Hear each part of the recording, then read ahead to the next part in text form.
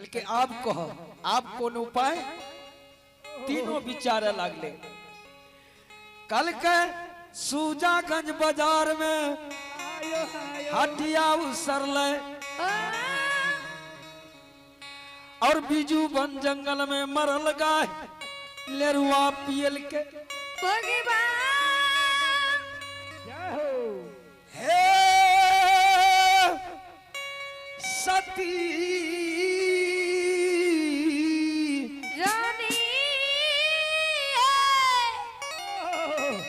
आया बेतौना गंगा में मरल मुर्दा जी के भगत करने चल गया। जाओ जाओ जाओ कल के आप कौन उपाय। अब तीनों के मस्तक पर भगवान की मथी के गौरवन करे लगा। फर्स्ट मथी पर हरिणिया के चल गए हरिदास की पत्नी के। उनकर पत्नी कहे छे कि पति देव एक बात सुनू। कल के कौन बात। कल के स्वामिनी स्वामी जी पति देव एक उपाय हमरा उपजइयो।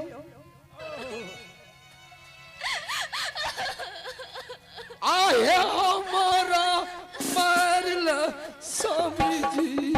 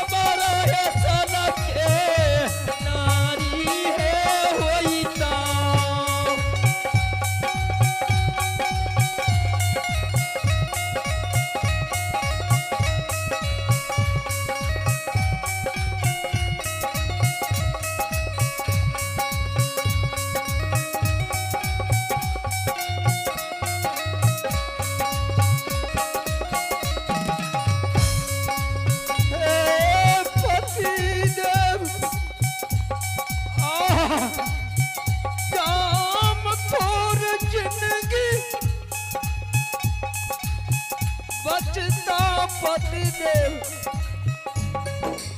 हमरा रंग रंग हरियायन को मिल जैतो गोसा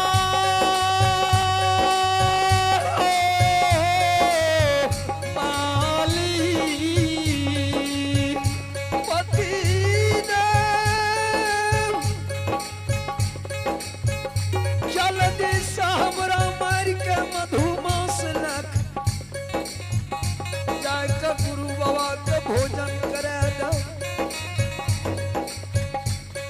हरिया की बानी के सुनैया हरिदास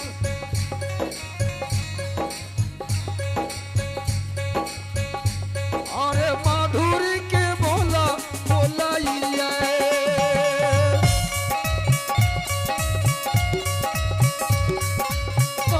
हरिदास कही हरिया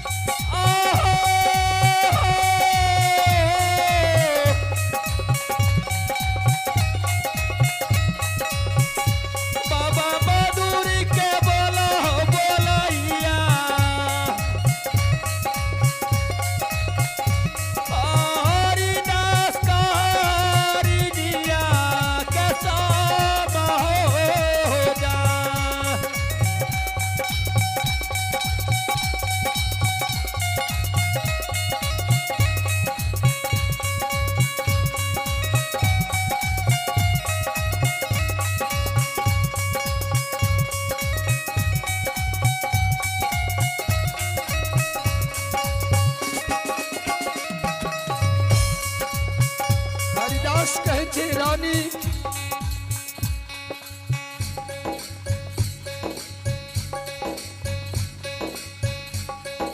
पत्नी के मारने तिरिया बध लिखे रानी एक बात करो कल के पति जी कहियो दू बात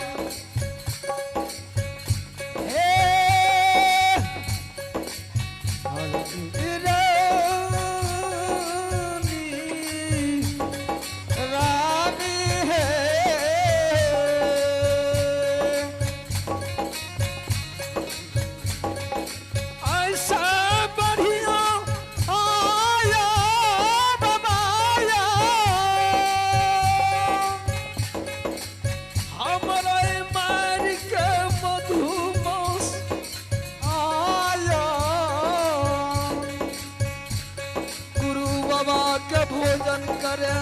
दियो करा दिया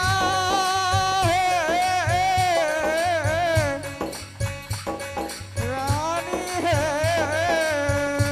रानी कोई बेटा रंजित के देख कर संतोष कैली हो आयो हमरा मार के गुरु बाबा के भोजन करा दो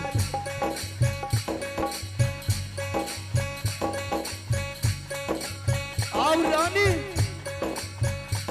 आहो नाई नानीरा बहोइया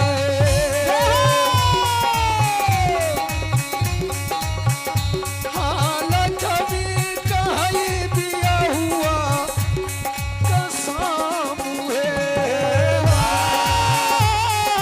नाई नानीरा बहोइया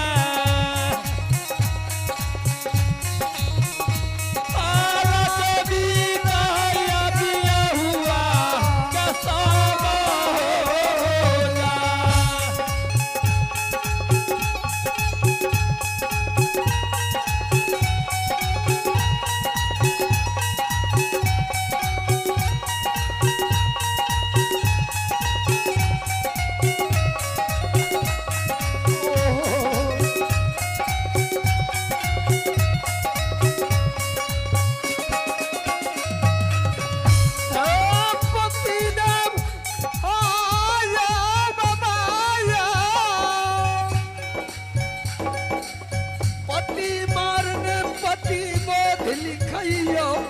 हाया हमें केना मारवा पति के मारने पतिया बध लग जेते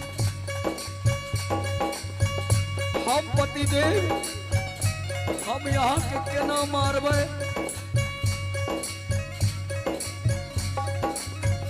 हाँ धर्मराज आया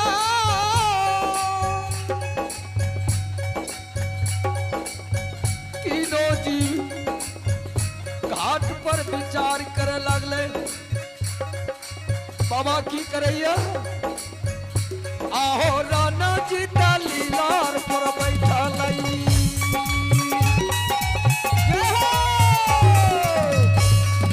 बाबा देवा कुमार अकाली हो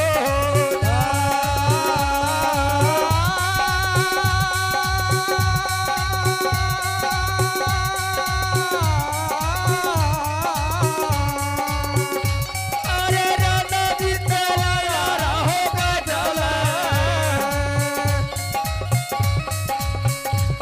आबारू जी तुम्हारा अकाल होता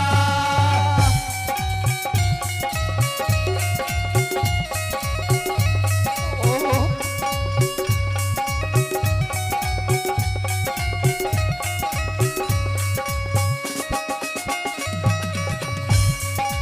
रणजीत के लीलार पर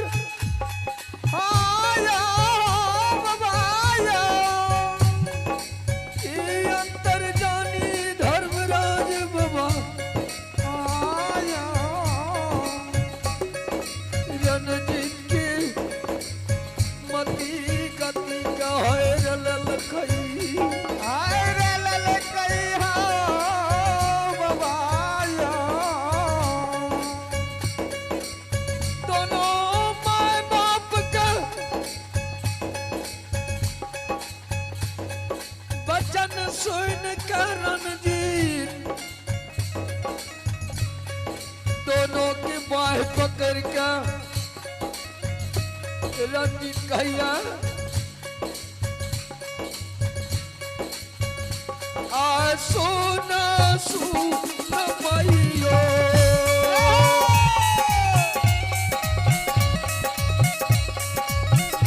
हाँ पिताजी सुनाया रजिया साथ हो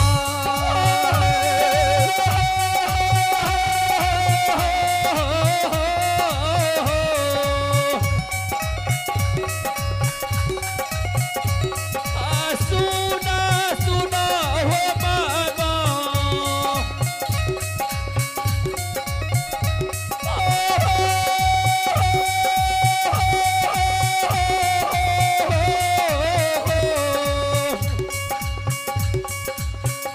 सुना सुना हो बाबा तारे बात में सुना यार दिया मने हो मां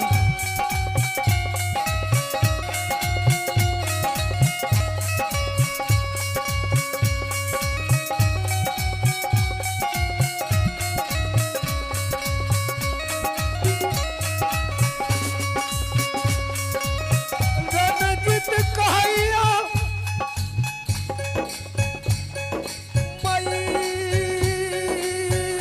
मैयो पिताजी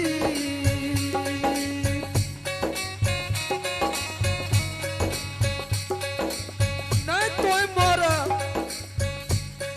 नहीं पिताजी के काटो अपना पिताजी तू माताजी के काटो माँ बाबूजी एक बात कहला बल्कि बेटा दुई बात कहो आहो हमारे माँ बाबूजी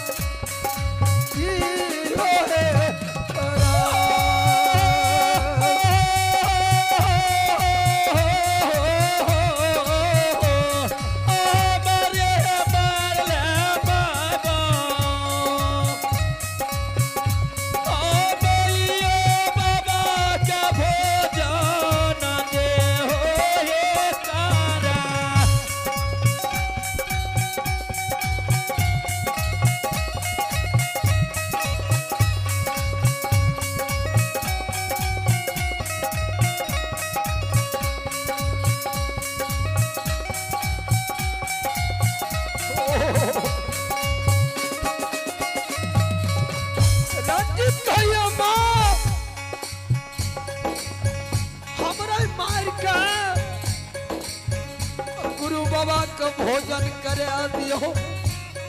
जाओ माँ बाबूजी